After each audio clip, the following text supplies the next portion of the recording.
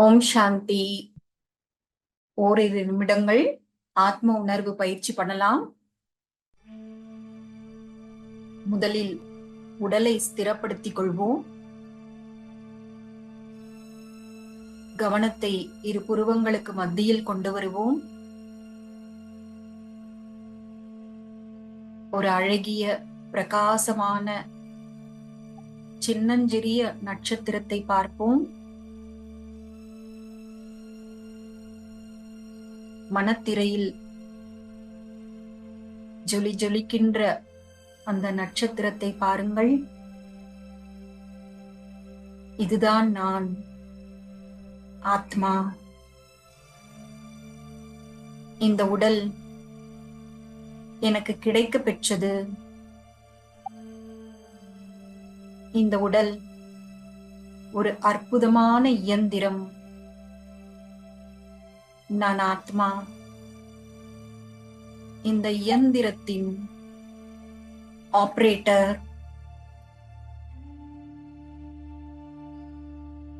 நான் ஆத்மா. எண்ணங்கள், உணர்வுகள், குணங்கள், சக்திகள் நிறைந்த உயிரோட்டமுள்ள சக்தி. சுயத்தை ஒளிப்புள்ளியாக அனுபவம் செய்யுவோம்.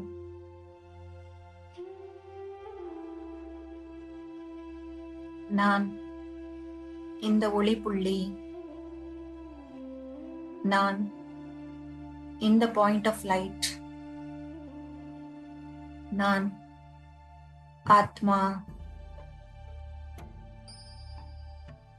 ஓம் சாந்தி.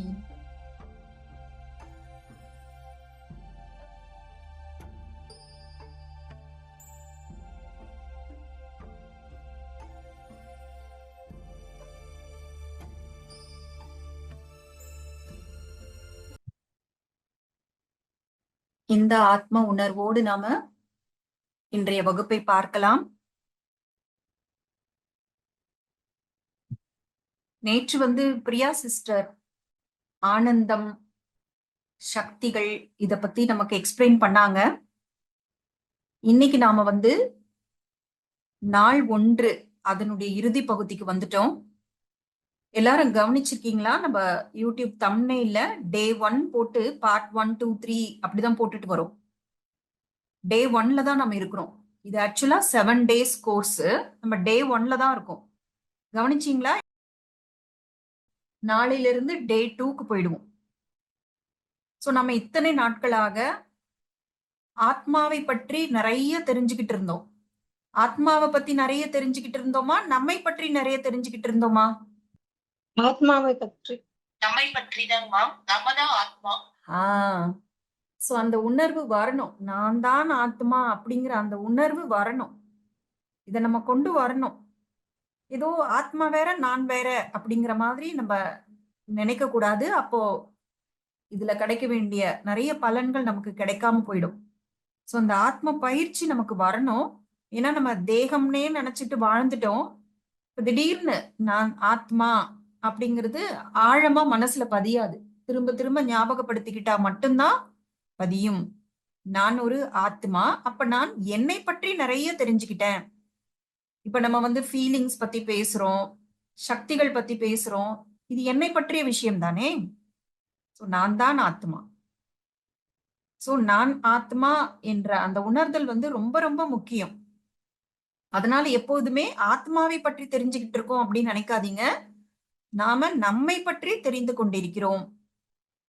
இந்த உலகத்துல இப்படிப்பட்ட ஒரு ஸ்கூல் இருக்கவே இருக்காது. உலகத்துல நிறைய விஷயங்கள் வெளிப்புறமான விஷயங்களை தான் கத்துக்கிறாங்க. ஆனா இங்க நாம நம்மை பற்றி தெரிஞ்சுக்கிறோம். நமக்கு நிறைய தெரிஞ்சிருக்கு இல்லையா? உலகத்துல இருக்க நிறைய விஷயங்கள் நமக்கு நிறையவே தெரிஞ்சிருக்கு. ஆனா நம்மை பற்றி நமக்கு தெரியவே இல்லை. நான் யார், என்னுடைய வடிவம் என்ன, நான் எங்க இருக்கேன், என்னுடைய குணங்கள் என்ன, என்னுடைய சக்திகள் என்ன, இதெல்லாம் தெரிஞ்சுக்காம உலகத்துல இருக்க அத்தனை விஷயங்களையும் நம்ம தெரிஞ்சிட்டு இருக்கோம். இது ரொம்ப ஸ்ட்ரேஞ்சா இருக்குல்ல? இருக்கா இல்லையா? இருக்குமா?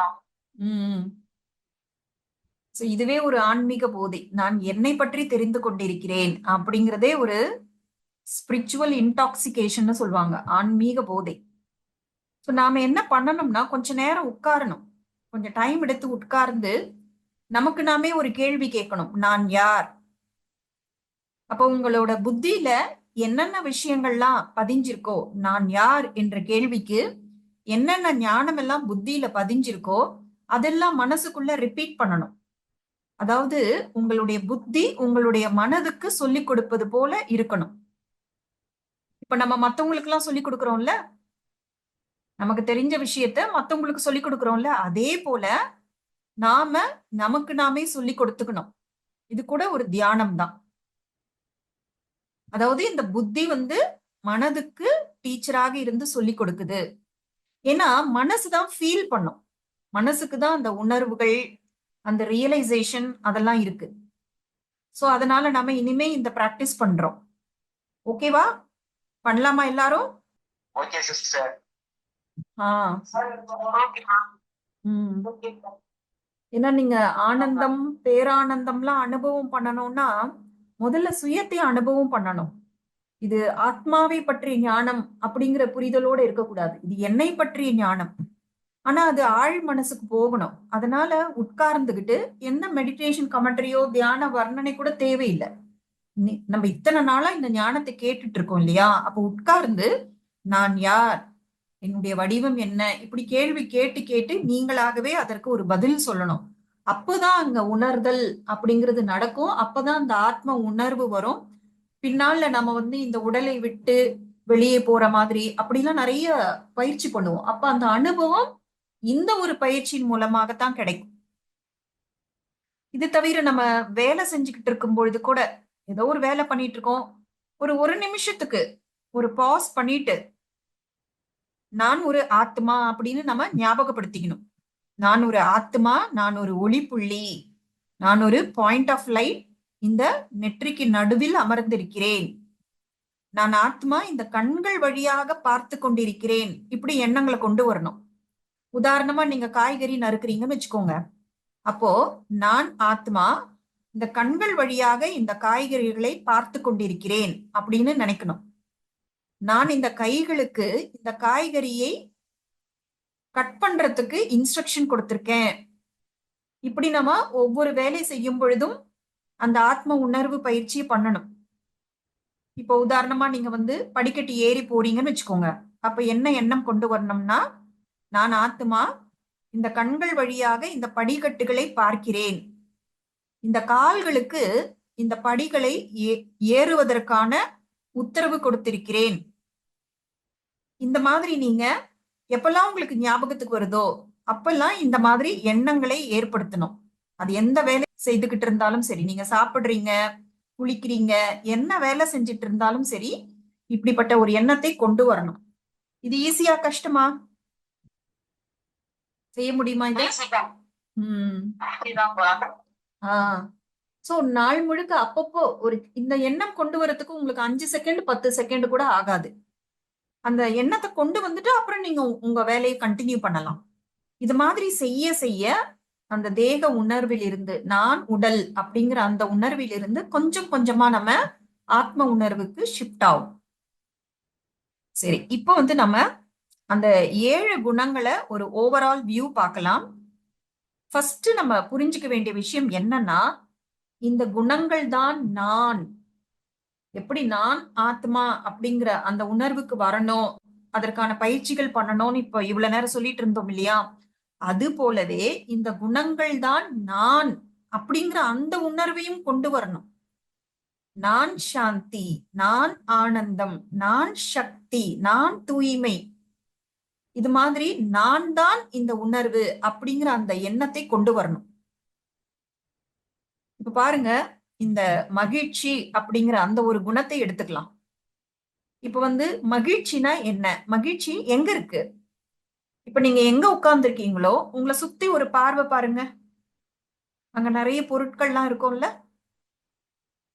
சோ உங்க முன்னாடி விலை உயர்ந்த ஒரு நகை இருக்குன்னு வச்சுக்கோங்க. அப்ப அந்த நகையை மனத்திரையில பாருங்க. இல்ல நீங்க கையில ஒரு வளையல் போட்டிருக்கலாம், கழுத்துல செயின் போட்டிருக்கலாம். அதை பார்த்துட்டு ஒரு கேள்வி கேளுங்க. இந்த நகை இருக்கே, இதற்குள்ள மகிழ்ச்சி இருக்கா? பதில் சொல்லுங்க. ஆஹ் அந்த நகைக்குள்ள மகிழ்ச்சி இருக்கா? ஏன்னா மகிழ்ச்சி என்பது உணர்வு. அந்த நகைக்குள்ள என்ன இருக்கு? சில மெட்டல்ஸ் தானே இருக்கு. ஒரு கோல்டு இருக்கலாம், டைமண்ட் இருக்கலாம், முத்து இருக்கலாம். அதுதானே அந்த நகையில இருக்கு. அந்த நகைக்குள்ள தங்கமோ வைரமோ முத்தோ ஏதோ இருக்கு, மெட்டல் இருக்கு. ஹாப்பினஸ் எங்க இருக்கு? ஹாப்பினஸ்ங்கிறது உணர்வு இல்ல. அந்த நகைக்குள்ள அந்த உணர்வு இருக்கா என்ன?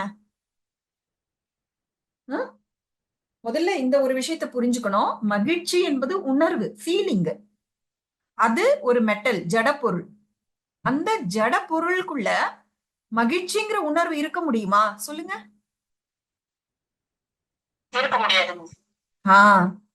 அதே போல ஒரு பெரிய பங்களா இருக்குன்னு வச்சுக்கோங்க. அந்த பங்களாங்கிறது என்ன? செங்கல், சிமெண்ட், சில மரச்சாமான்கள், இதெல்லாம் தானே இருக்கு அதுக்குள்ள. அப்ப அதுல மகிழ்ச்சிங்கிற உணர்வு இருக்கா என்ன?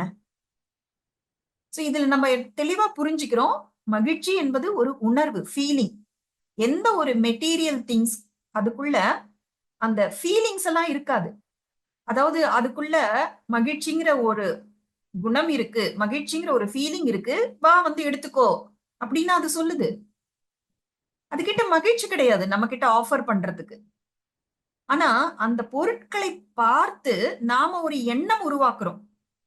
எனக்கு இது கிடைச்சிடுச்சு, இந்த நகை எனக்கு கிடைச்சிடுச்சு, இந்த வீடு என்னுடையதாகி விட்டது. இந்த மாதிரி எண்ணங்கள் தான் அந்த மகிழ்ச்சிங்கிற அந்த உணர்வை நமக்கு ஏற்படுத்துது. பாருங்க, விதி. விதினா என்ன? ரூல். விதி என்னன்னா, எந்த ஒரு எண்ணம் ஏற்படுத்தினாலும் உணர்வு அதை ஃபாலோ பண்ணும். ஒரு எண்ணத்தை ஏற்படுத்தின உடனே அதற்கான விளைவாக ஒரு ஃபீலிங், ஒரு உணர்வு வரும். இந்த விதியை நல்லா மனசுல பதிய வச்சுக்கோங்க. எந்த ஒரு எண்ணம் ஏற்படுத்தினாலும் அந்த எண்ணம் எப்படிப்பட்டதோ அதற்கேற்ற மாதிரி ஒரு ஃபீலிங் உடனே அனுபவம் ஆகும். கரெக்டா?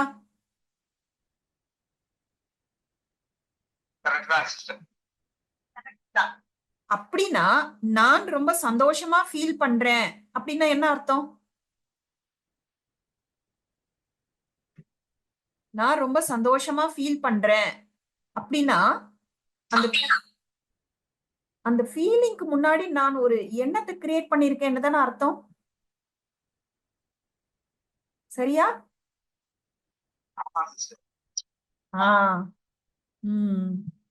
சோ நான் ஹாப்பியா ஃபீல் பண்றேன்னா நான் ஒரு மகிழ்ச்சி தரக்கூடிய ஒரு எண்ணத்தை நான் உருவாக்கி இருக்கேன்னு அர்த்தம். அதனாலதான் நான் மகிழ்ச்சியா ஃபீல் பண்றேன். இது வந்து மகிழ்ச்சிக்கு மட்டும் இல்ல, அன்பு, அமைதி எல்லாத்துக்குமே பொருந்தும். உதாரணமா ஒருத்தர் என்ன நிறைய பேர் முன்னாடி அவமானப்படுத்தி விட்டார். அப்ப அந்த எண்ணத்தை நான் உள்ள கிரியேட் பண்ணும்போதுதான் எனக்கு வந்து வலி, வேதனை, காயம் அப்படிங்கிற அந்த உணர்வு, அவமானம்ங்கிற அந்த உணர்வு எனக்கு ஏற்படும். ஒருவேளை என்னை யாரும் உண்மையிலேயே அவமானப்படுத்துறாங்க, ஆனா நான் அந்த எண்ணத்தை ஏற்படுத்தவே இல்லை. அவங்க என்னை அவமானப்படுத்துகிறார்கள் அப்படிங்கிற நான் எண்ணத்தையே ஏற்படுத்தல. அப்ப எனக்கு அவமானம் என்ற உணர்வு வருமா? காயம், வலி, இந்த உணர்வு வருமா? சொல்லுங்க. வராது. அப்ப இதுல இருந்து கிளியரா தெரியுது பாருங்க. எந்த எண்ணத்தை நம்ம ஏற்படுத்துறோமோ அந்த ஃபீலிங் தான் நமக்கு வரும். எண்ணங்கள் தான் உணர்வுகளுக்கு காரணமாக இருக்கின்றன அப்படிங்கிறது நமக்கு தெளிவா தெரியுது. சரி, இப்ப நம்ம வந்து என்ன சொல்றோம்? மகிழ்ச்சி என்பது நான் ஆத்மா, எனக்குள்ளேயே இருக்கு. ஆனா நார்மலா மகிழ்ச்சி என்பது எப்பொழுதுமே நம்மளோட ஸ்டேட் ஆஃப் மைண்டா இருக்கும். இப்ப நீங்க இப்ப இப்ப இங்க உட்கார்ந்துருக்கீங்கன்னு வச்சுக்கோங்க. இப்போ எந்த சம்பவமும் நடக்கல. நீங்க துக்கப்படுற மாதிரி, கவலைப்படுற மாதிரி, காயப்படுற மாதிரி எந்த சம்பவமே நடக்கலன்னா உண்மையிலேயே இப்ப நீங்க மகிழ்ச்சியா இருக்கீங்கன்னு தான் அர்த்தம். ஏன்னா அதுதான் நம்முடைய ஸ்டேட் ஆஃப் மைண்ட், அதுதான் நம்முடைய இயல்பான குணம். அது அப்படியே தான் இருக்கு. சில சமயம் நம்ம அந்த எண்ணங்களை ஏற்படுத்தி அதை அனுபவம் பண்றோம், அவ்வளவுதான். ஆல்ரெடி நான் மகிழ்ச்சியா தான் இருக்கேன், அப்ப நான் எண்ணங்களை ஏற்படுத்தி அதை அனுபவம் பண்றேன், அவ்வளவுதான் வித்தியாசம். இப்ப பாருங்க, சில சமயம் நம்ம ஒரு துக்கமான எண்ணத்தை ஏற்படுத்துறோம்.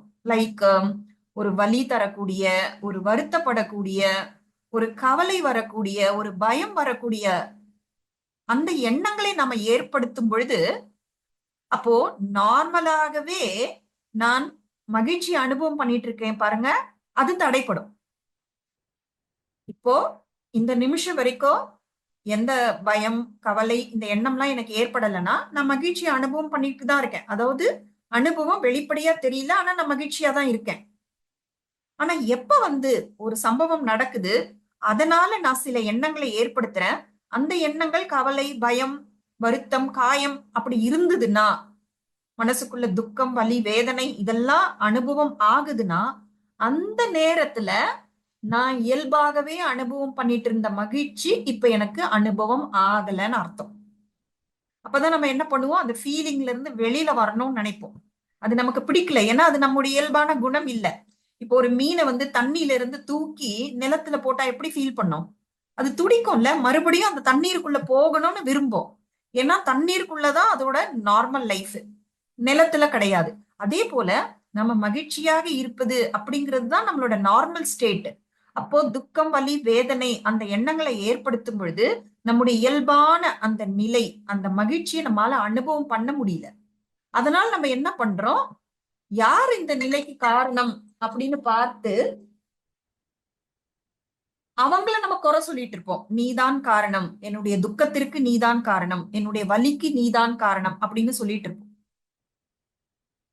இல்லைன்னா பாருங்க, இந்த வலி, வேதனை, காயம், அவமானம் இந்த எண்ணங்களை நம்ம ஏற்படுத்தவே இல்லைன்னா பை டிஃபால்ட், டிஃபால்ட்னா என்ன, அது ஆல்ரெடி அப்படித்தான், பை டிஃபால்ட்டே நம்ம மகிழ்ச்சியை அனுபவம் பண்ணிட்டு தான் இருப்போம்.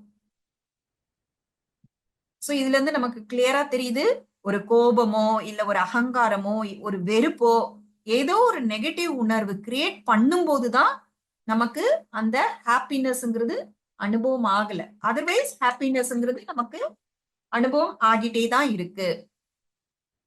வெளியில என்ன வேணா நடக்கட்டும், ஆனாலும் அந்த எண்ணம் கிரியேட் பண்ணும்போது தான் அந்த ஃபீலிங் வருது. அதுதான் நம்ம இங்க சொல்ல வரோம். புரியுதுங்களா எல்லாருக்கும்? புரியுது. ஓகே. இப்ப நம்ம சில சமயம் கொஞ்சம் மூட் ஆஃபா இருக்கு, இல்ல ரொம்ப லோவா ஃபீல் பண்றோம் அப்படின்னா உடனே ஒரு ஹாப்பி தாட்டை கிரியேட் பண்ணுங்க. ஒரு சந்தோஷமான எண்ணத்தை நீங்க ஏற்படுத்தினாலே அந்த நெகட்டிவ் ஃபீலிங் மறைஞ்சிரும். ஒரு உதாரணமா, பாஸ் என்ன ரொம்ப திட்டாரு, உடனே எனக்கு அப்செட் ஆயிட்டேன். என்ன எல்லாரும் முன்னாடியும் திட்டாரு, நான் செய்யாத தப்புக்கு என்ன பழி சொல்றாரு, அவருக்கு ஏதோ மூட் ஆஃப், அதுக்கு போட்டு என்ன வசப்பாடுறாரு. அப்ப நான் எப்படி லோவா தான் ஃபீல் பண்ணுவேன், ஏன்னா அந்த எண்ணங்களை நான் கிரியேட் பண்ணேன். சரி, எண்ணங்கள் வந்துடுச்சு, இப்ப நான் லோவா ஃபீல் பண்றேன். அப்ப உடனே என்ன பண்ணுங்க, ஒரு தாட் கிரியேட் பண்ணுங்க. இன்னைக்கு அவரோட மூடு சரியில்லை, பாவம் அவருக்கு என்ன பிரச்சனையோ தெரியல, அவருக்கு என்ன காயப்படுத்தணும், என்ன அவமானப்படுத்தணுங்கிற உள்நோக்கம் எல்லாம் கிடையாது. இந்த எண்ணத்தை உருவாக்கி பாருங்க, உடனே ஒரு வித்தியாசம் தெரியும். அப்போ மனசு ஏதோ ஒரு வலி, ஏதோ ஒரு கவலை இந்த மாதிரி ஏற்படுத்தி எப்பவுமே நம்ம அனுபவிக்க வேண்டிய அந்த மகிழ்ச்சிங்கிற அந்த உணர்வை அனுபவிக்க முடியாம போகுதுன்னா அதை அப்படியே விடக்கூடாது இல்ல. அப்ப உடனே என்ன பண்ணணும், தாட் ஒண்ணு கிரியேட் பண்ணணும். அவருக்கு என்ன காயப்படுத்தணும், என்னை திட்டி அவருக்கு என்ன சந்தோஷமா கிடைக்க போகுது, என்னை திட்டும் பொழுது, என்ன கோபமா பேசும் பொழுது அவருக்கும் ஒரு வலி இருக்கும். அப்படி நம்ம நினைக்கும் பொழுது அந்த உணர்வுகளில் மாற்றம் வந்துடும். இப்ப அந்த அவமானம், லோவா ஃபீல் பண்றது அது அப்படியே மறையும். இதெல்லாம் நீங்க செய்து பார்க்கணும். அப்ப நம்ம என்ன பண்ணுவோம், இந்த எண்ணம் கிரியேட் பண்ண உடனே நம்முடைய ஒரிஜினல் குணமான அந்த குவாலிட்டி ஆஃப் ஹாப்பினஸ்க்கு மறுபடியும் போயிடும். சோ இது எல்லாமே நீங்க பரிசோதித்து பார்த்து புரிந்து கொள்ள வேண்டிய விஷயங்கள். இது கேட்டு மனப்பாடம் பண்ற விஷயம் கிடையாது. ஓகேவா? ஆனா நார்மலா இந்த மகிழ்ச்சி என்பதை வெளியில இருக்கக்கூடிய அந்த தூண்டுதல்களோட தான் கனெக்ட் பண்ணி பாக்குறாங்க. வெளியில இருக்கக்கூடிய பொருட்கள், நமக்கு கிடைக்கிற சில வெற்றிகள், நாம சாதிக்கிற சில சாதனைகள், நம்ம சாப்பிடுற உணவு, இந்த மாதிரி நிறைய விஷயம் இருக்கு. அதெல்லாம் அதையும் மகிழ்ச்சியும் கனெக்ட் பண்ணி பாக்குறாங்க. ஏன்னா இதுதான் நம்மளோட பிலீஃப் சிஸ்டமா இருக்கு. எனக்கு பிடிச்ச ஒரு உணவை நான் சாப்பிடும் பொழுது நான் சந்தோஷமா ஃபீல் பண்றேனே. ஆனா உண்மை என்னன்னா, எனக்கு அந்த உணவு பிடிக்கும். அந்த டேஸ்ட் எனக்கு பிடிக்கும். பாருங்க, அந்த உணவு வந்து சுவை இருக்கு அந்த உணவுல. ஆனா சந்தோஷம்ங்கிறது அதுல கிடையாது. இப்ப உணவு, அது பிரியாணியா இருக்கட்டும், இல்ல உருளைக்கிழங்கு போண்டாவா இருக்கட்டும், இல்ல பாயாசமா இருக்கட்டும். அந்த உணவுல டேஸ்ட் இருக்கா இல்ல மகிழ்ச்சி இருக்கா? டேஸ்ட். அந்த உணவுல சுவைதான் இருக்கு, மகிழ்ச்சி கிடையாது. இந்த பாயிண்ட் எல்லாருக்கும் புரியுதுங்களா? கிளியரா இருக்குங்களா?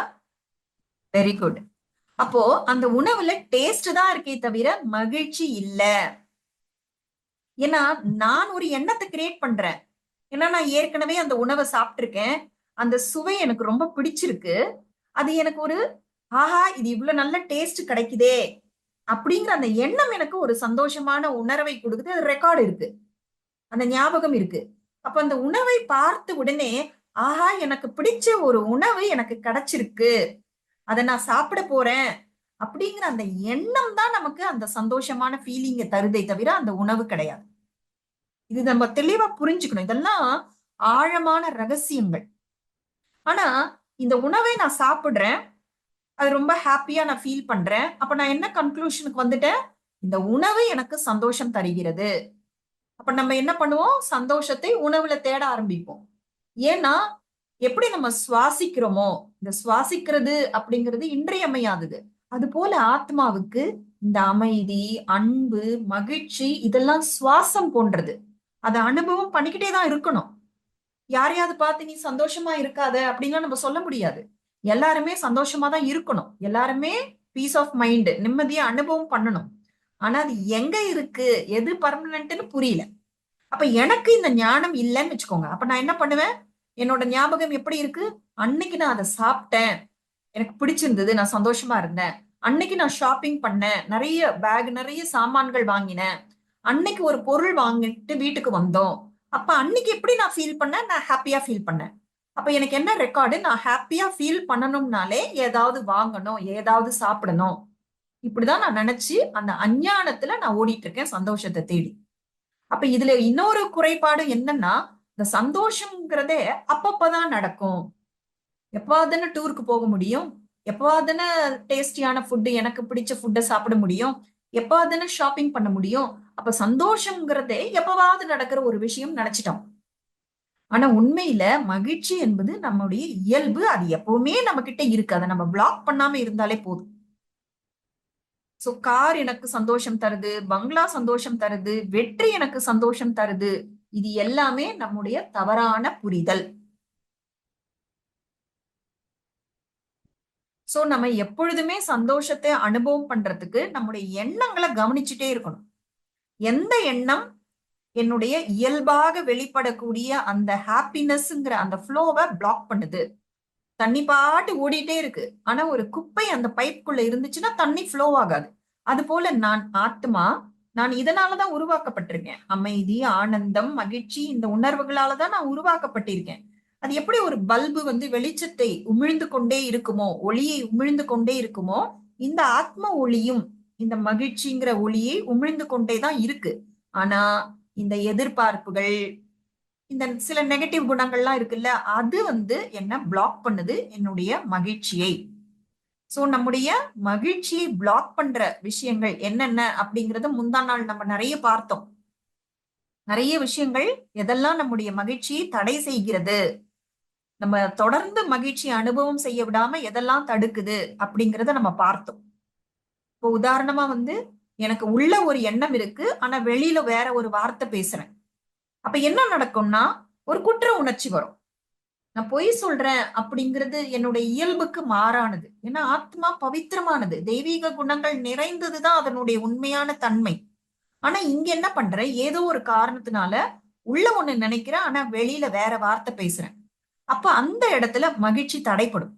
இதெல்லாம் ரொம்ப சூக்ஷ்மமா இருக்கும், அவ்வளவா தெரியாது. இது மகிழ்ச்சி தடைப்படுதுங்கிறதே நமக்கு புரியாது. ஏன்னா நான் பொய் சொல்றேன். இப்ப பொய் சொல்லும் பொழுது என்னால மகிழ்ச்சியை அனுபவம் பண்ண முடியாது. அப்ப என்ன சொல்றோம்? உள்ளேயும் வெளியேயும் ஒரே மாதிரி இருக்கணும்.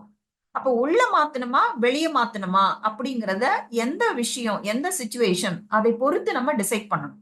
சில இடங்கள்ல வார்த்தைகள் தவறா இருக்கும், அதை மாத்தணும். சில இடங்கள்ல எண்ணங்கள் தவறா இருக்கும், அதை மாத்தணும். அப்போ எண்ணமும் வார்த்தையும் சேம் ஆயிடுச்சுன்னா இப்ப வந்து நான் வந்து ஹார்மோனிக் வந்துட்டேன். ஹார்மோனிக் வர்றதுன்னா என்ன? என்னுடைய அந்த நேச்சுரல் ஸ்டேட் இயல்பான தன்மையில நான் வந்துட்டேன்னு அர்த்தம். இந்த பாயிண்ட் எல்லாருக்கும் கிளியரா புரியுதுங்களா? ஓகே. அடுத்து வந்து இந்த டென்ஷன், பதட்டம், மன அழுத்தம், ஸ்ட்ரெஸ் எல்லாம் சொல்றோம் பாருங்க, இதெல்லாம் கூட நம்முடைய மகிழ்ச்சியை தடை செய்கிறது. சோ நம்மோட வாழ்க்கையில வந்து ரொம்ப சவாலான சூழ்நிலைகள் கண்டிப்பாக வரும். ஆனா இந்த சவால்களை எல்லாம் நம்ம எப்படி பார்க்கணும்னா டெஸ்ட் பேப்பரா பார்க்கணும். ஒரு டெஸ்ட் பேப்பர்னா நம்ம அதை ஃபேஸ் பண்ணணும் இல்லையா? நம்ம அதை சால்வ் பண்ணணும், அதை நம்ம கடந்து வரணும், ஓவர் கம் பண்ணணும். ஆனா இந்த டெஸ்ட் பேப்பரை நம்ம எதிர்கொள்வதற்கு, அதை சரி செய்வதற்கு, சால்வ் பண்றதுக்கு, கடந்து வருவதற்கு நம்மளுடைய இன்டெலெக்ட், அந்த புத்தி பாருங்க, அது டிஸ்டர்ப் ஆகக்கூடாது. அந்த புத்தி டிஸ்டர்ப் ஆகாம இருந்தால்தான் நம்மால தெளிவாக சிந்தித்து ஒரு சரியான தீர்மானத்தை எடுக்க முடியும். இன்னொரு ஆன்மீக விதி, இதையும் நோட் பண்ணிக்கோங்க. என்ன ரூல்னா, மைண்ட் டிஸ்டர்ப் ஆயிடுச்சுன்னா அது புத்தியை வேலை செய்ய விடாது. விதிகள் என்ன? மனசு டிஸ்டர்ப் ஆச்சுன்னா அது புத்தியை ஒழுங்காக வேலை செய்ய விடாது. அதனாலதான் எப்பொழுதுமே மனதை காமாகவும் பீஸ்ஃபுல்லாகவும் வச்சுக்கணும். அப்பதான் புத்தி அதனுடைய வேலையை செய்ய முடியும். சோ இந்த விதி எல்லாரும் நோட் பண்ணிட்டீங்களா?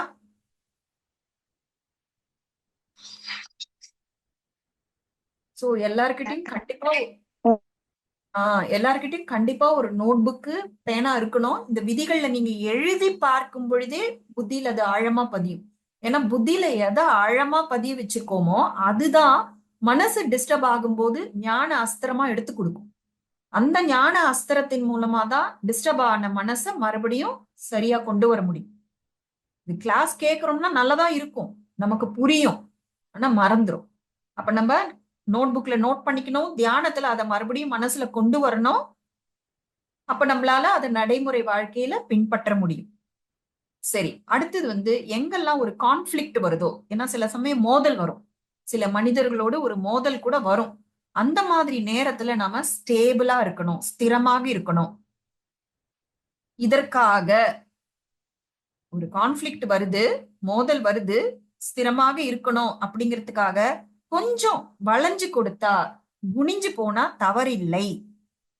ஏன்னா எந்த உடல் வந்து வளைந்து கொடுக்கிறதோ, எந்த உடலால குனிய முடிகிறதோ அந்த உடல் தானே ஆரோக்கியமானது. என்னால குனிய முடியாது, என்னால உடம்ப வளைக்க முடியாது அப்படின்னா அது ஆரோக்கியமான உடல் கிடையாது. கரெக்டா? கரெக்டா? அதே போலதான் எப்போ ஆரோக்கியம் இல்லாத மனிதர்களால குனிய முடியாது, வளைந்து கொடுக்க முடியாதோ, அதே போல நான் ஆத்மா சில இடங்களில் என் மேல தவறே இல்லைன்னா கூட ஒரு மோதல் வருது, ஆனா என்னுடைய ஸ்திரத்தன்மையை நான் காப்பாத்திக்கணும். என்னுடைய ஸ்திரத்தன்மை என்ன? என்னுடைய ஒரிஜினல் குணங்களில் நிலைத்திருப்பது, நான் அமைதியாக இருப்பது, நான் மகிழ்ச்சியாக இருப்பது, என்னோட தூய்மை கெட்டு போகாம இருக்கிறது தான் என்னுடைய ஒரிஜினல் ஸ்டேட். அந்த ஸ்திரத்தன்மையில் நான் நிலைத்திருப்பதற்காக சில பேர்கிட்ட பேச்சு வாங்க வேண்டியிருக்கு, சில பேர் தப்பா நிந்தனை பண்றாங்க, ஏதோ பண்றாங்க. அந்த நேரத்துல நாம ஆவேசப்படக்கூடாது. அந்த நேரத்துல நம்ம வளைந்து கொடுப்பவர்களாக கொஞ்சம் குனிந்து போக வேண்டியதா இருந்தா கூட நம்ம பண்ணலாம். குனிஞ்சு போறதுனால நம்ம தாழ்ந்தவர்கள் ஆகிட்டோங்கிறது கிடையாது. எவ்வளவு நம்மளால குனிஞ்சு போக முடியுது, எவ்வளவு நம்மளால வளைஞ்சு கொடுக்க முடியுது, எவ்வளவு நம்ம பிளெக்சிபிளா இருக்கிறோமோ அந்த அளவுக்கு ஆத்மா சக்திசாலியாக இருக்குன்னு அர்த்தம். ஆத்மா ஆரோக்கியமாக இருக்குன்னு அர்த்தம். அந்த நேரத்துல நாம சைலண்டா இருந்துட்டோம் அப்படிங்கிறதுனால நாம தான் தவறு செய்தோம்னு கிடையவே கிடையாது. இது இன்னும் அஷ்ட சக்திகள் கிளாஸ்ல வந்து இன்னொன்னு கூட நம்ம தெளிவா புரிஞ்சுக்கலாம். சோ குனிஞ்சு போறதுனால நம்முடைய அந்த மகிழ்ச்சி என்பதை நாம பிளாக் பண்ண மாட்டோம் அப்படிங்கறது கருத்தை தான் நம்ம இங்க முன்னாடி வைக்கிறோம். அடுத்ததா வந்து ஒருபோதும் நம்ம கம்பேர் பண்ணக்கூடாது. ஏன்னா எல்லாருமே தனித்தனிதான். எப்படி இந்த உடல்கள் எல்லாம் தனித்தனியோ அதே போல ஆத்மாவுக்குள்ள இருக்கிற அந்த மனம் புத்தி சமஸ்காரங்கள்லாம் வேற வேற மாதிரி இருக்கு. எல்லாருக்கும் ஒரே மாதிரி குணங்களா இருக்கு. சோ எல்லாருமே வேற. அதே போல எல்லாருடைய வாழ்க்கை பயணமும் வேற. எல்லாருடைய கர்ம கணக்குகளும் வேற. அப்போ ஒரு பொழுதும் நாம மற்றவர்களோடு கம்பேர் பண்ணவே கூடாது. அந்த பொறாமைங்கிற உணர்வு வரவே கூடாது. இந்த பொறாமை ரொம்ப வெளிப்படையா இருக்காது, கொஞ்சம் சூக்ஷ்மமா இருக்கும். பாரு, அவங்க நல்லா வாழ்றாங்க, அவங்க எல்லா தப்பும் பண்றாங்க, அவங்களுக்கு மட்டும் எல்லாம் நடக்குது. நான் பாரு ஒரு ஈ எறும்புக்கு கூட துன்பம் கொடுக்கல, எனக்கு இதெல்லாம் நடக்குது. அப்படின்னா அந்த கம்பாரிசனோட பின்னாடி ஆழமாக பொறாமைதான் இருக்கு. ஒரு பையன் நல்லா படிக்கிறான், எக்ஸாம் எழுதுறான், பாஸ் பண்றான், நல்ல மார்க் வாங்குறான். இன்னொரு பையன் நல்லா படிக்கல, பாஸ் பண்ணல, ஃபெயில் ஆகுறான். அப்ப அவங்க அவங்களுடைய கர்மங்கள் தானே அவங்க அவங்களுடைய பலனை கொடுக்குது. இதுவும் இல்லாம நமக்கு தெரியும், ஆத்மா அழிவற்றது. பல பிறவிகளோட கர்ம கணக்கை, பாவ கணக்கையும் புண்ணிய கணக்கையும் அது எடுத்துட்டு வருது. அப்ப எதற்கு நம்ம மற்றவர்களை பார்க்கணும்? அவங்கவங்க செய்யற கர்மத்தோட பலனை அவங்கவுங்க அனுபவிக்கிறோம். அது பாவமாக இருந்தாலும் சரி, புண்ணியமாக இருந்தாலும் சரி. இன்னும் இந்த கருத்தை எல்லாம் நம்ம லா ஆஃப் கர்மா, கர்ம விதிகள்ல நம்ம நல்லா தெளிவா தெரிஞ்சுப்போம். சோ அதனால இந்த கம்பாரிசன், மற்றவர்களோடு ஒப்புமைப்படுத்தி பார்ப்பது, அது கூடவே கூடாது. இந்த பொறாமைங்கிறது சூக்ஷ்மமாக கூட இருக்கக்கூடாது. ஏன்னா இதெல்லாம் நம்முடைய மகிழ்ச்சி என்பதை தடை செய்யும். அடுத்ததாக, கடந்த காலத்துல நிறைய விஷயங்கள், வலி தரக்கூடிய விஷயங்கள், அவமானப்படக்கூடிய என்ன சொல்றது, மனசுல வேதனை, கசப்புணர்வு ஏற்படுத்தக்கூடிய விஷயங்கள்லாம் நடந்திருக்கலாம். ஆனா அதெல்லாம் உட்கார்ந்து அசை போட்டு கொண்டு அந்த பழைய வாழ்க்கையை மறுபடியும் வாழ்ந்துட்டு இருக்க கூடாது. அது ஏற்கனவே என்ன நடந்ததோ நடந்துடுச்சு. ஆனா அதை பற்றி நம்ம நினைத்து பார்க்கும் பொழுது நம்ம அந்த வாழ்க்கையை மறுபடியும் வாழ்கிறோம். அப்ப நிகழ்காலத்துல நம்ம இல்ல. அதே போல எதிர்காலத்தை பத்தி கவலைப்படுறது, பயப்படுறது, அப்ப நிகழ்காலத்துல நம்ம இல்ல.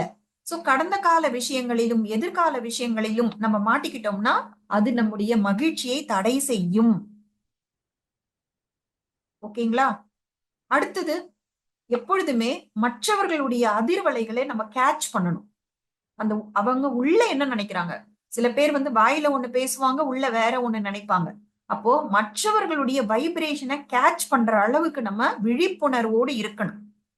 அந்த விழிப்புணர்வு எப்ப வரும்னா, நம்முடைய வைப்ரேஷன் உயர்வாக இருக்கும் பொழுது. நாம எப்பவுமே நம்முடைய ஒரிஜினல் குணங்களில் இருக்கும் பொழுது மனசு ரொம்ப சாந்தமா இருக்கு.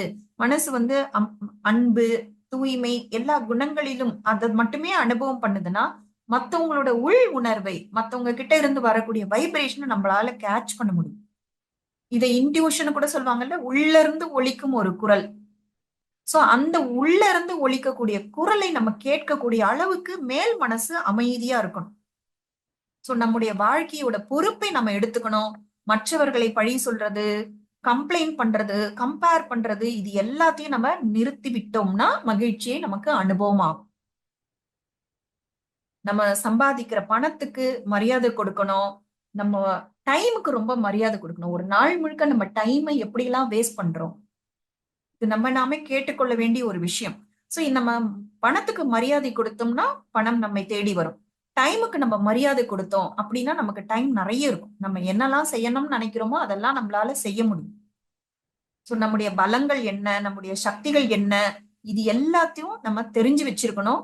ராஜயோக மெடிடேஷன் அந்த அஷ்ட சக்திகளை, நமக்குள்ள இருக்க அந்த அஷ்ட சக்திகளை நமக்கு அறிமுகப்படுத்தும். எப்பவுமே அஞ்ஞானம்ங்கிறது நமக்கு மகிழ்ச்சியை தராது. ஞானம் தான் மகிழ்ச்சியை தரும். வாழ்க்கையில ஏதாவது ஒரு தவறான விஷயம், ரொம்ப கஷ்டமான விஷயம் மத்தவங்க வாழ்க்கையில நடக்கல, எனக்கு மட்டும் நடக்குது அப்படின்னா கூட அதுல கூட ஒரு நன்மை இருக்குங்கிறத நம்ம புரிஞ்சுக்கணும். அது பின்னாடி நமக்கு தெரிய வரும் அதுல என்ன நன்மைன்னு. ஆனா முதல்ல அந்த தாட்டை கொண்டு வந்துருங்க. எனக்கு ஏன் இப்படி நடந்தது அப்படி யோசிக்கிறதுக்கு பதிலாக இதுல கூட ஒரு நன்மை இருக்கு அப்படின்னு நீங்க நினைச்சீங்கன்னாலே மனசு மறுபடியும் அந்த மகிழ்ச்சிங்கிற அந்த அந்த நிலைக்கு போயிடும். சோ இந்த எண்ணம் நம்முடைய வலியை அகற்றும். நம்ம வாழ்க்கை ஒரு டிராமா மாதிரி இருக்கு. இந்த டிராமால, நம்முடைய வாழ்க்கைங்கிற நாடகத்துல நாம தான் ஹீரோ, நாமளேதான் வில்லன். நாமளேதான் ஹீரோ, நாமளேதான் வில்லன். நமக்குள்ள இருக்கக்கூடிய அந்த குணங்கள் நம்மை ஹீரோவாக்குது, நமக்குள்ள இருக்கிற அவகுணங்கள் நம்மை வில்லனாக்குது. சோ இதெல்லாம் நம்ம புரிஞ்சுக்கணும். அதே போல வாழ்க்கையில வரக்கூடிய பிரச்சனைகள் எல்லாமே சவால்கள். இந்த சவால்கள் தான் என்ன மேல உயர்த்துது. ஸ்டூடெண்ட்ஸ் எல்லாம் எக்ஸாம் எழுதினாதானே அவங்க அடுத்த கிளாஸ்க்கு ப்ரொமோட் ஆகி போவாங்க. அதே போல வாழ்க்கையில வரக்கூடிய பிரச்சனைகள் எல்லாம் என்ன உயர்வான நிலைக்கு கொண்டு போகுது அப்படிங்கறத நம்ம புரிஞ்சுக்கணும். அப்ப பிரச்சனைகளை பார்த்து நம்ம பயப்பட மாட்டோம், ஹேண்டில் பண்ணுவோம். ஸோ நாம எப்பொழுதெல்லாம் நம்முடைய மனசை சந்தோஷமா வச்சுக்கிறோமோ அப்ப நம்முடைய மூளை கூட அந்த ஆரோக்கியமான அந்த ஹார்மோன்ஸ் எல்லாம் சுரக்கும். அந்த ஹார்மோன்ஸ் எல்லாம் நம்முடைய உடலை கூட ஆரோக்கியமா வச்சுக்கும். ஸோ நல்ல நல்ல ஃபீலிங்ஸ் எல்லாமே நம்முடைய ஜீரண சக்தியை கூட அதிகப்படுத்தும். இந்த மகிழ்ச்சிங்கிறது நம்முடைய சொத்து. அதை ஒரு நாளும் நம்ம தொலைச்சிடக்கூடாது. எப்பொழுதுமே சந்தோஷமா இருக்கணும். எப்பொழுதுமே நம்ம மகிழ்ச்சியான முகத்தை, புன்னகை பூத்த முகத்தோட இருக்கணும் அப்படிங்கறத நேத்து கூட நம்ம ஹோம்ஒர்க்கா எடுத்துக்கிட்டோம் இல்லையா? சோ நாம உள்ள மகிழ்ச்சியா இருந்தோம்னா அது கண்டிப்பாக நம்முடைய முகத்தில் கூட அது வெளிப்படுத்தும். மகிழ்ச்சி பத்தி இன்னும் கொஞ்சம் விஷயங்கள் இருந்தது. அன்னைக்கு விட்டு போன விஷயங்கள்லாம் இன்னைக்கு நம்ம ஷேர் பண்ணிட்டோம். சோ இதோட நம்ம டே 1ஓட எண்டுக்கு வந்துட்டோம். இப்ப நம்ம டே 2க்கு ரெடியா? டே 2க்கு போயிடலாமா? சொல்லுங்க.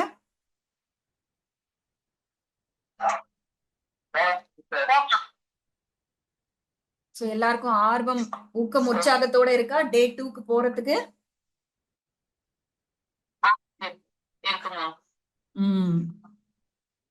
ஆனா அதுல ஒரே ஒரு சின்ன விஷயம் இருக்கு. ஏன்னா இது ஒரு ஆன்மீக படிப்பு. ஆன்மீக படிப்புனாலே ஒரு விஷயம் தவிர்க்க முடியாதது. அது என்னன்னு சொல்லுங்க? படிப்புனாலே ஒரு விஷயம் தவிர்க்க முடியாதது. அது என்னன்னு சொல்லுங்க? எக்ஸாம். இப்போ ஃபர்ஸ்ட் ஸ்டாண்டர்ட்ல இருந்து செகண்ட் ஸ்டாண்டர்ட் போகணும்னா எக்ஸாம் எழுதி பாஸ் பண்ணாதானே போக முடியும். அப்ப டே 1ல இருந்து நம்ம டே 2க்கு ப்ரொமோட் ஆகணும்னா டெஸ்ட். சோ இப்போ ஒரு சர்ப்ரைஸ் டெஸ்ட் கொடுக்க போறேன். எல்லாம் ரெடியா? Surprise test. நம்ம இத்தனை நாளா என்ன தெரிஞ்சுக்கிட்டோமோ அத ஒரு டெஸ்ட் மாதிரி இருக்கும். ஏன்னா இந்த டெஸ்ட் வரும் பொழுதுதான் நம்ம எந்த அளவுக்கு புரிஞ்சுக்கிறோம், எந்த விஷயங்கள்லாம் தவறா புரிஞ்சுக்கிறோமோ அதெல்லாம் நம்மளால சரி பண்ணிக்க முடியும். எல்லாரும் டெஸ்ட்டுக்கு ரெடி ஆயிடுங்க. எல்லாம் சிம்பிளான கேள்விகள் தான்.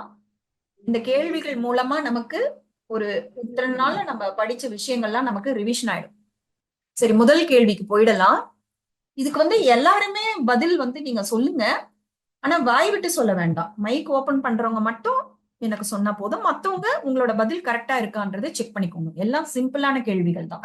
சரி, முதல் கேள்விக்கு போயிடலாம். முதல் கேள்வி, நான் யார்? நான் ஆத்மா. ஓகே. அடுத்தது நான் யார் என்ற கேள்விக்கு நான் ஆத்மாங்கிற பதில் கரெக்டா சொல்லிட்டீங்க. அடுத்தது, என்னுடைய பெயர் என்ன? இப்ப எல்லாரும் மற்றவர்கள் எல்லாம் என்னுடைய பெயர் என்ன அப்படிங்கிறதுக்கு ஆத்மாங்கிற பதில் சொல்லி இருந்தீங்கன்னா நீங்க கரெக்ட் ஆன்சர். ஓகேவா? சரி, மூன்றாவது கேள்விக்கு போயிடலாம். நீங்க கேள்விக்கு பதில் மட்டும் சொல்லலாம். என்னுடைய வடிவம் என்ன? ஒளி வடிவம். இன்னும் கரெக்டான பதில் வேணும். ஒளி வடிவம்னு சொல்றீங்க, இன்னும் குறிப்பான பதில் வேணும். ஒளி புள்ளிங்கிறது தான் சரியான பதில். ஓகேவா? ஒளி புள்ளி, point of light. Very good. அடுத்தது, நான்காவது கேள்வி, நான் எங்கிருக்கிறேன்? ஓகே, நான் புருவ மத்தியில் இருக்கிறேன். ஓகே. அடுத்தது எனக்கும் இந்த உடலுக்கும் உள்ள தொடர்பு என்ன? எனக்கும் இந்த உடலுக்கும் உள்ள தொடர்பு என்ன? இந்த ஆத்மாவின் சட்டை. இந்த உடல், இந்த உடல் என்னுடைய ஆத்மாவின் சட்டை. உடல்ங்கிறது ட்ரெஸ்ன்னு சொல்றாங்க. ஆத்மாக்கு இந்த உடல் ஒரு உடைங்கிறாங்க. இதுக்கு நிறைய பதில் வரும். நிறைய பதில்கள் இருக்கு. சோ நீங்க எல்லாரும் யோசிச்சு பாருங்க, உங்களோட பதில் என்னவாக இருந்தது? ஆத்மா, உடல், இந்த ரெண்டு. Car, driver. Very good. So இந்த மாதிரி பல பதில்கள் வரலாம். சோ நீங்க எந்த பதில் சொல்லி இருந்தாலும் அது கரெக்ட் ஆன்சர். அடுத்தது எனக்கும் உடலுக்கும் உள்ள வித்தியாசங்கள் என்ன? உடல் அழியக்கூடியது, ஆத்மா அழிவில்லாதது. உடல் அழியக்கூடியது, ஆத்மா அழிவற்றது. வேற ஏதாவது பதில் இருக்கா? ஆத்மாவில் மனம் சம்ஸ்காரம் உள்ளது, உடம்புல ஐம்புலன்கள் ஐம்புலத்தால் ஆனது. ஓகே, இந்த பதிலும் ஓகே தான். அப்புறம் வேறு பதில்கள் இருக்கா? உடலை பார்க்க முடியும், ஆத்மாவை பார்க்க முடியாது. கரெக்ட். உடலை பார்க்க முடியும், ஆத்மாவை பார்க்க முடியாது. அப்புறம் வேற ஏதாவது வித்தியாசங்கள் இருக்கா? என் ஆத்மா வந்து என்னுடைய உடலை பயன்படுத்துகிறது. இங்க பாருங்க, என்ன ஒரு லைன் சொல்றீங்க, என்னுடைய ஆத்மா என்னுடைய உடலை பயன்படுத்துகிறது. அப்ப நீங்க யாரு? நான் ஆத்மா. அப்ப என்னுடைய ஆத்மாங்கிறீங்க. அதுதான், நான் ஆத்மான்னு தான் சொல்லணும். என்னுடைய ஆத்மான்ற வார்த்தை Okay, வந்தாலே okay. ஆத்ம உணர்வு இல்லைன்னு அர்த்தம். புரியுதுங்களா? இத சொல்ல பழகி ஓகே. ஆத்மா. ம். என்னுடைய ஆத்மானா நான் ஆத்மா, நான் இந்த உடலை பயன்படுத்துகிறேன். ஓகே. வித்தியாசம், எனக்கும் உடலுக்கும் உள்ள வித்தியாசம். சூட்சமானது உடல் பார்க்கக்கூடியது. அதான், உடல் பௌதீகமானது, ஆத்மா சூக்ஷ்மமானது. சிஸ்டர், ஆத்மாவிற்கு பல பிறவிகள் உண்டு. உடல்ங்கிறது இந்த ஒரு சரி, இதுல அதுதான் அழியக்கூடியது, அழிவற்றது. அந்த அதுல வந்து பாயிண்ட்ல அது வந்துருது. சோ இது போல நீங்க தியானம் பண்ண உட்காரும் பொழுது நீங்க இந்த மாதிரி கேள்வி கேட்கணும். எனக்கும், நான் ஆத்மா, எனக்கும் இந்த உடலுக்கும் என்ன வித்தியாசம் அப்படின்னு நீங்க கேள்வி கேட்கும் பொழுது உங்களுக்கு உள்ள இருந்தே பதில் வரும். இந்த மாதிரி நீங்க பயிற்சி பண்ணும் பொழுது அந்த ஆத்ம உணர்வு அது அதிகரிக்கும். ஓகேங்களா? இப்ப பிரம்மாகுமாரியில இந்த மாதிரி 7 days கோர்ஸ் இப்பதான் முடிச்சேன், அவங்களுக்கும் சரி, 40 வருஷமா நான் பிரம்மகுமாரியில இருக்கேன் அப்படிங்கிறவங்களுக்கும் சரி, எல்லாருக்குமே பொதுவான ஒரு பயிற்சி என்னன்னா அந்த ஆத்ம உணர்வை அதிகரிப்பதற்கான பயிற்சி. ஏன்னா அந்த ஆத்ம உணர்வுங்கிறது 0ல இருந்து 1% 2% அப்படி போயிட்டு 100% வரை நம்ம கொண்டு வரணும். இது ஒரு பயணம் மாதிரி போகும். அதனால நமக்கு இந்த மாதிரி கேள்விகள் எல்லாமே ஒரு தியான பயிற்சி மாதிரி நம்ம பண்ணலாம். Okay, very good. அடுத்த கேள்விக்கு போயிடலாம். இந்த கேள்விக்கு நிறைய பேருக்கு பதில் தெரியும். 5 தத்துவங்கள் என்னென்ன? பஞ்சபூத தத்துவம். காற்று, ஆகாயம். நிலம், நீர், காற்று, அக்னி, காற்று, அக்னி, ஆகாயம். ஆகாயம். Very good. சரி, அடுத்த கேள்வி. ஏன்னா இப்ப எல்லாருமே இந்த பதில்லாம் எனக்கு தெரியுதான்றது செக் பண்ணுங்க. இந்த பதில்லாம் எனக்கு தெரிஞ்சாதான் நான் வந்து day 1 நான் பாஸ் ஆகிறேன்னு அர்த்தம். அடுத்த கேள்வி, கர்மேந்திரியங்கள் என்னென்ன? கண், காது, மூக்கு, வாய்.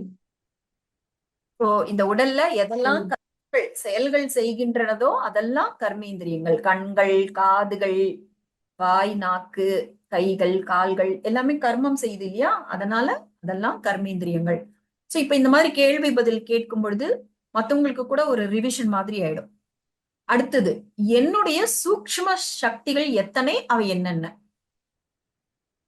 சூக்ஷ்ம சக்திகள், அதாவது உடலுக்கு எப்படி கர்மேந்திரியங்கள் இருக்கோ அதே போல ஆத்மாவுக்கு இருக்கக்கூடிய அந்த பாகங்கள்னு சொல்லலாம், சூக்ஷ்ம சக்திகள்னு சொல்லலாம். அது மனம், புத்தி, சமஸ்காரம். ஓகேவா எல்லாருக்கும்? Okay, okay sister.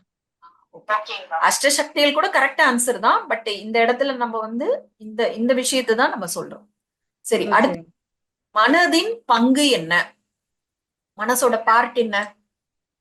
எண்ணங்களை உருவாக்குகிறது. Very good. எண்ணங்களை ஏற்படுத்துவது, அப்புறம் ஃபீலிங்ஸ் எல்லாம் அனுபவம் பண்றது கூட மனசுதான். ஓகேவா? 2 வேலை அது பண்ணுது. எண்ணங்களை ஏற்படுத்துது, ஃபீலிங்ஸ் எல்லாம் அனுபவம் பண்ணுது, உணர்வுகள். அடுத்த கேள்வி, எண்ணங்களின் வகைகள் எத்தனை, அவை என்னென்ன?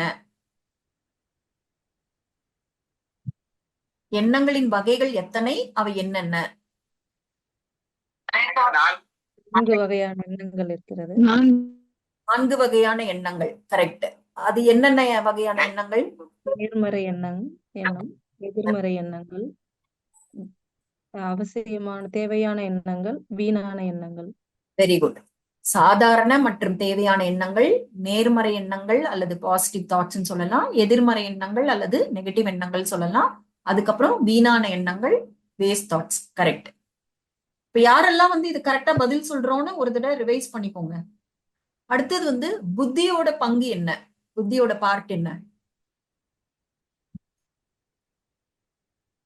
மனதில் ஏற்படுத்தக்கூடிய எண்ணங்களை பண்றது, பகுத்தறிவு பண்றது. ஓகே. நினைப்பது, நினைப்பது. நினைப்பதுங்கிறது சிந்திப்பது. அது எண்ணங்களை ஏற்படுத்துவதுன்னு யோசிக்கும் பொழுது அது மனதோட வேலையாயிடுது.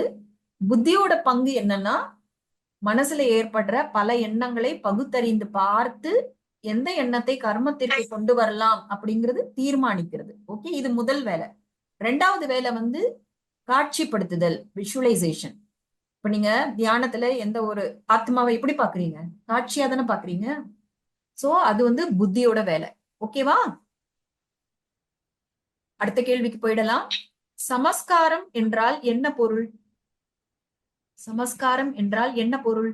என்ன அர்த்தம் சமஸ்காரம்னா?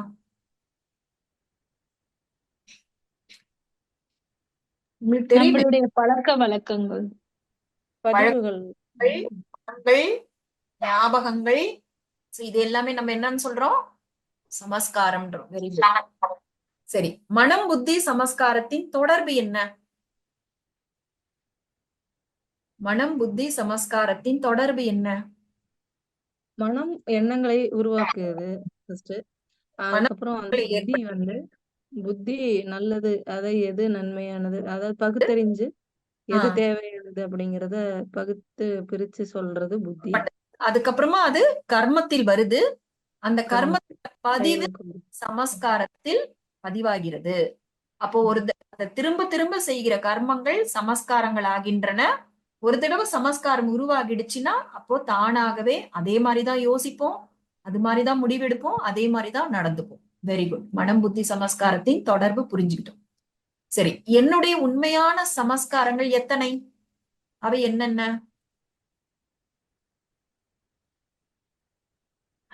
ஐந்து ஐந்து விதமான சமஸ்காரங்கள். அதாவது அது வந்து நீங்க சொல்றது வந்து சமஸ்காரத்தின் மூலம். நான் இங்க கேக்குறது வந்து என்னுடையன்னா என்ன? ஆத்மாவினுடைய சமஸ்காரங்கள் எத்தனை? குணங்கள் தானே சிஸ்டர் உண்மையான சமஸ்காரங்கள். 5 விதங்களில் சமஸ்காரங்கள் உருவாகின்றன. ஆனா கேள்வி வந்து என்னுடைய உண்மையான சமஸ்காரங்கள் எத்தனை? அதுக்கு என்ன பதில்? 7. வெரி. அது என்னென்ன? என்னென்ன?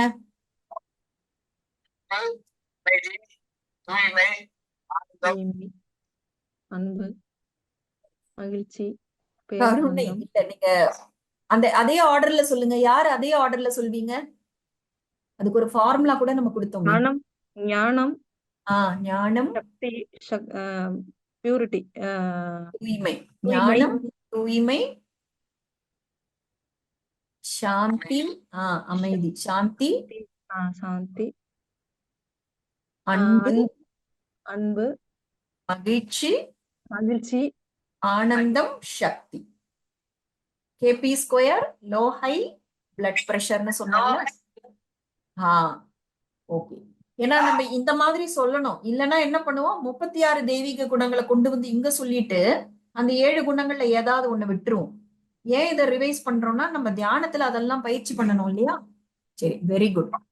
அடுத்த கேள்வி, எவையெல்லாம் என்னுடைய உண்மையான குணங்கள் அல்ல, அவற்றுக்கு என்ன பெயர்? எதெல்லாம் என்னோட உண்மையான குணங்கள் கிடையாது, அவற்றுக்கு என்ன பெயர்? காமம், கோபம், அகங்காரம், பற்று, பேராசை, சோம்பல், அலட்சியம், வெறுப்பு, பொறாமை, இது போல பெரிய லிஸ்ட் இருக்கு. இது எல்லாமே என்னுடைய உண்மையான குணங்கள் அல்ல. இதையெல்லாம் நம்ம என்ன சொல்றோம்? விகாரங்கள், நெகட்டிவ் குணங்கள், தவறான குணங்கள். இதெல்லாம் தான் அதனுடைய பெயர். அடுத்தது, என்னுடைய மதிப்பு எதன் அடிப்படையில் இருக்கின்றது? என்னுடைய மதிப்பு எதன் நம்முடைய ஒரிஜினல் குணங்களின் அடிப்படையில் இருக்கின்றது. Very good. ஞானத்துக்கு தடையாக இருப்பவை என்ன? ஞானத்துக்கு எது தடையா இருக்கு? நம்முடைய பழைய நம்பிக்கைகள். அதை நான் விடமாட்டேன், நான் சொல்றதுதான் கரெக்ட் அப்படின்னு பிடிச்சு வச்சுக்கிட்டோம்னா அதுதான் ஞானத்துக்கு தடையா இருக்கு. ஓகேவா? சரி, அடுத்த கேள்வி, தூய்மைக்கு தடையாக இருப்பது என்ன? தூய்மைக்கு எது தடையா இருக்கு? கெட்ட சிந்தனைகள். விகார குணங்கள். விகார குணங்கள், காமம், கோபம், அகங்காரம், பற்று, பேராசை போன்ற அந்த நெகட்டிவ் குணங்கள்லாம் இருக்குல்ல, அதுதான் தூய்மைக்கு தடையாக இருக்கின்றது. அடுத்த கேள்வி, சாந்தி எங்கே இருக்கிறது? சாந்தியை அனுபவம் செய்வதற்கு என்ன செய்ய வேண்டும்? முதல்ல சாந்தி எங்க இருக்கு? எனக்குள்ளே இருக்கிறது. ஆத்மாக்குள்ளேயே இருக்கு. Very good. எனக்குள்ளேயே இருக்கு. சாந்தியை அனுபவம் செய்யணும்னா நான் என்ன பண்ணணும்? தியானம். மகிழ்ச்சியாக இருக்க வேண்டும். ஞானத்துக்குள்ள வரணும். நீங்க சொல்ற எல்லா ஆன்சரும் கரெக்ட் தான். அதாவது சாந்தியை அனுபவம் பண்ணணும்னா மனசுல இருக்கிற அந்த தேவையில்லாத எண்ணங்களை எல்லாம் வெளியேற்றணும். அப்பதானே சாந்தி அனுபவம் ஆகும். கரெக்டா? Correct correct sister. ஓகே. அடுத்தது, அன்பை அனுபவம் செய்யறதுக்கு என்ன பண்ணணும்?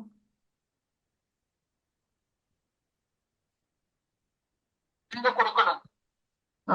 கொடுக்கும் பொழுதுதான் அன்பு அனுபவம். மத்தவங்களுக்கு கொடுக்கணும். ஏன்னா இப்போ இங்க கேள்வி கேட்டால் கூட அது ஒரு வார்த்தையில பதில் இல்ல, நிறைய விஷயங்கள் இருக்கு. அதுதானே நம்ம இத்தனை நாளா பார்த்துட்டு இருந்தோம். இதெல்லாம் நம்ம கேட்டு பார்க்கணும். எனக்கு அன்பு எப்பொழுதுமே அனுபவம் ஆகணும், அது எனக்குள்ளேயே இருக்கு. அப்ப ஏன் எனக்கு அனுபவம் ஆகல? எனக்கு அனுபவம் ஆகலைனாலே நான் என்ன பண்ணுவேன்னா, யாருக்கிட்டையாவது போய் கேட்பேன், என்கிட்ட அன்பா இருங்க, ஏன் என்கிட்ட இப்படி பேசுறீங்க? அப்படி நம்ம கேட்கிறோம் அப்படின்னாலே நமக்குள்ள இருக்கிற அன்பு நமக்கு அனுபவம் ஆகலைன்னு அர்த்தம். இப்ப என்னென்ன விஷயங்கள் அன்பு அனுபவம் ஆகாம இருக்கு நம்ம கண்டுபிடிச்சு அதை சரி பண்ணாலே போதும், நமக்குள்ள இருக்கிற அன்பு நம்ம கிட்ட இருந்தே அனுபவம் ஆகும். ஓகேவா? இப்ப மகிழ்ச்சி பத்தி கூட நம்ம நிறைய பார்த்தோம். மகிழ்ச்சியை எப்படி அனுபவம் செய்வது? சொல்லுங்க, மகிழ்ச்சி எப்படி அனுபவம் செய்வது? இன்னைக்கு கூட பார்த்தோமே. மகிழ்ச்சியை அனுபவம் செய்யணும்னா நம்ம மகிழ்ச்சியா இருக்கிறோம் நினைச்சாலே தேவையற்ற எண்ணங்களை விட்டுட்டு நம்ம மகிழ்ச்சியா இருக்கோங்கிற எண்ணத்தை உருவாக்கணும். பேசிக்கலி மகிழ்ச்சி அனுபவம் பண்ணணும்னா எண்ணங்களை ஏற்படுத்தணும், மகிழ்ச்சியான எண்ணங்களை ஏற்படுத்தணும் இல்லையா? மகிழ்ச்சி எனக்கு அனுபவம் ஆகணும்னா நான் மகிழ்ச்சியான எண்ணங்களை ஏற்படுத்தினா ஆட்டோமேட்டிக்கா மகிழ்ச்சி அனுபவம் ஆகும். எனக்குள்ளேயே இருக்கிற மகிழ்ச்சி எனக்கு அனுபவம் ஆகணும்னா நான் அந்த மகிழ்ச்சியான எண்ணங்களை ஏற்படுத்தினாதான் மகிழ்ச்சி அனுபவம் ஆகும். அன்பு கொடுக்க கொடுக்க அனுபவம் ஆகும். ஓகேங்களா? எல்லாமே நம்ம கிட்ட இருந்து வருது பாருங்க. சரி, இப்ப இன்னொரு கேள்வி, இது அவுட் ஆஃப் சிலபஸ் தான், ஆனா யாராவது பதில் சொல்றீங்களான்னு பார்க்கலாம். இந்த சுகம், சந்தோஷம், மகிழ்ச்சி, குதூகலம், ஆனந்தம், பேரானந்தம், இப்படி நிறைய வார்த்தைகள் இருக்கு. சுகம், சந்தோஷம், மகிழ்ச்சி, குதூகலம், ஆனந்தம், பேரானந்தம், இதற்கெல்லாம் என்ன வித்தியாசம்? இது ஹோம்வொர்க் உங்களுக்கு, நீங்க யோசிச்சு பாருங்க. சுகம், சந்தோஷம், மகிழ்ச்சி, குதூகலம், ஆனந்தம், பேரானந்தம், இப்படி நிறைய வார்த்தைகள் இருக்குல்ல, இதற்கெல்லாம் என்ன வித்தியாசம் இருக்கு அப்படிங்கறத நம்ம ஒரு ஹோம்வொர்க் மாதிரி எடுத்துக்கிட்டு நம்ம இத பார்க்கலாம். ஓகேவா? ஹோம்வொர்க் எடுத்துக்கலாமா? Okay sister. இன்னும் 2 கேள்விதான் இருக்கு. என்னன்னா, எத்தனை விதமான சக்திகள் இருக்கின்றன? ஆரம்பத்தில் பதில் சொல்லிட்டீங்க. 8 விதமான சக்திகள். 8. உண்மையை பார்த்தோம்னா சக்திகளோட லிஸ்ட் ரொம்ப பெருசு. நம்ம இந்த 8 சக்திகளை மட்டும் பாக்குறோம். அமைதியும் ஒரு சக்தி தான், ஆனந்தமும் ஒரு சக்தி தான். நேத்து கிளாஸ்ல சிஸ்டர் சொன்னாங்கல்ல அஷ்ட சக்திகள். சோ சக்திகளோட லிஸ்ட் ரொம்ப பெருசு. ஓகே, கடைசி கேள்வி, ஆத்மாவின் சக்திகள் என்னென்ன? ஆத்மாவின் சக்திகள் என்னென்ன? அந்த அஷ்ட சக்திகளோட பேர் ஞாபகம் இருக்கா? எவ்வளவு ஞாபகம் இருக்கோ அது சொன்னா போதும். சகிப்புத்தன்மை, எதிர்கொள்ளும் சக்தி. நம்ம 25 கேள்விகளுக்கும் ஆன்சர் பார்த்துட்டோம். சோ எல்லாரும் அவங்கவுங்களுக்கு மார்க் போட்டு பார்த்துக்கோங்க. எனக்கு எந்த அளவுக்கு கரெக்டான ஆன்சர் சொல்ல முடிஞ்சது, எந்த அளவுக்கு நான் பதில் சொன்னதுக்கு அப்புறம் எனக்கு ஞாபகம் வந்துடுச்சு, இல்ல இப்ப எனக்கு தெரியும் அப்படிங்கறத அவங்கவங்க மார்க் போட்டுக்கோங்க. சரிங்களா? இப்ப டே 1 முடிஞ்சிடுச்சு. டே 2க்கு நாளைக்கு போயிடலாமா? Okay, very good. So test எப்படி இருந்தது? பயமா இருந்ததா இல்ல நம்பிக்கை அதிகரிக்கிற மாதிரி இருந்ததா? என்ன ஃபீலிங்? டெஸ்ட் எழுதிட்டோம் நம்ம, இப்போ சொல்லுங்க. இன்னும் நிறைய தெரிஞ்சுக்கணுங்கிற ஒரு இன்ட்ரெஸ்ட் இருக்கு சிஸ்டர். ரிவைஸ் பண்ண மாதிரி. Okay okay very good. நீங்க எல்லாரும் என்ஜாய் பண்ணதுக்கு ரொம்ப நன்றி. அதுவும் சர்ப்ரைஸ் டெஸ்ட் வேற கொடுத்துட்டோம், எந்த ப்ரிப்பரேஷன் வேற இல்ல. ஸோ இது மாதிரி எப்ப வேணாலும் சர்ப்ரைஸ் டெஸ்ட் நடக்கும். அதனால இது வந்து எப்படி வந்து ஒரு ஸ்டூடெண்ட் வந்து அலர்ட்டா இருப்பாங்களோ அதே மாதிரி இந்த ஆன்மீக படிப்பையும் நம்ம ரொம்ப சீரியஸா எடுத்துக்கணும், கேஷுவலா எடுத்துக்க கூடாது. அதற்காக தான் நம்ம இதை சொல்றோம். Okay, ரொம்ப நல்லது. நம்ம ஆரம்பத்திலேயே தியான பயிற்சி பண்ணிட்டோம். அதனால இப்ப நம்ம கிளாஸ் முடிச்சுக்கலாம். யாருக்காவது ஏதாவது கேள்விகள் இல்ல ஏதாவது சொல்லணும்னு விரும்புனீங்கன்னா நீங்க சொல்லலாம். சிஸ்டர், நான் கவிதா பேசுறேன் சிஸ்டர். சொல்லுங்கம்மா. நீங்க டெய்லியுமே இது மாதிரி கிளாஸ் வச்சுட்டு அதுல இருந்து இது மாதிரி கொஸ்டின் கேட்டீங்கன்னா எங்களுக்கு இன்னும் கொஞ்சம் நல்லா தெளிவா புரியும். டெய்லியே கேள்வி கேட்கணுமா? சரி, நம்ம try டெய்லியே பண்ணலாம். எதனா ஒண்ணு அப்படி கேட்டீங்கன்னா கொஞ்சம் டக்குன்னு எங்களுக்கு ஞாபகம் okay okay. Lakshmi Priya sister கூட குரூப்ல இருக்காங்க. ஓம் சாந்தி சிஸ்டர். ஓம் சாந்தி. பாருங்க, டெய்லியே டெஸ்ட் வேணும்னு கேக்குறாங்க. அன்னன்னைக்கு நடக்கிற பாடத்துல அன்னைக்கே கேள்வி கேளுங்கன்றாங்க. ஓகேவா? சூப்பர், பண்ணிடலாம். ஓகே, எவ்வளவு ஆர்வமா இருக்காங்க பாருங்க. டெஸ்ட் கேட்டு வாங்கி எழுதுறாங்கன்னா எவ்வளவு ஆர்வமா இருக்கிறாங்க. ரொம்ப சந்தோஷம். உங்களோட ஆர்வம் தான் எங்களுக்கு வந்து ரொம்ப ஊக்கம் உற்சாகத்தை கொடுக்குது. சரிப்பா, தேங்க்யூ சோ மச். நன்றி sister. Om Shanti sister. Thank you, madam. Om Shanti.